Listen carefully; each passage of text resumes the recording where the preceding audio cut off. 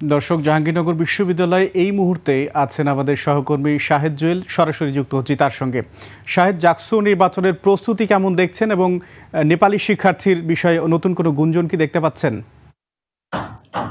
ধন্যবাদ আকবর। যেমনটি বলছিলেন আপনি, কিন্তু 13 প্রার্থীর যে বাদ হয়েছিল, সে 13 প্রার্থী কিন্তু ইতিমধ্যেই নির্বাচন কমিশন সদস্য সচিব অধ্যাপক ডক্টর রাশিদুল আলম কিন্তু ব্রিফিং করে জানিয়েছেন যে সেই 13 প্রার্থী কিন্তু অলরেডি তারা প্রার্থিতা ফিরে পেয়েছেন। তো এই ছিল এই সিনেট হল জাহাঙ্গীরনগর বিশ্ববিদ্যালয় থেকে।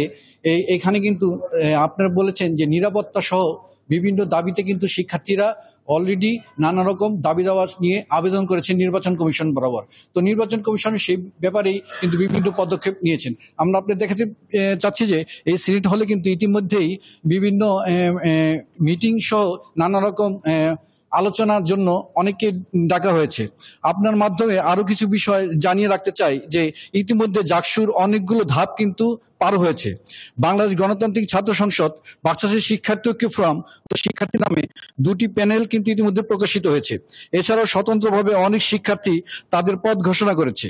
তবে এখনো জাতীয়তাবাদী ছাত্র দল সহ বাম জোটের কয়েকটি প্যানেল রয়েছে যারা এখনো প্রকাশ না করায় এ নিয়ে নানা রকম কৌতূহল সৃষ্টি হয়েছে।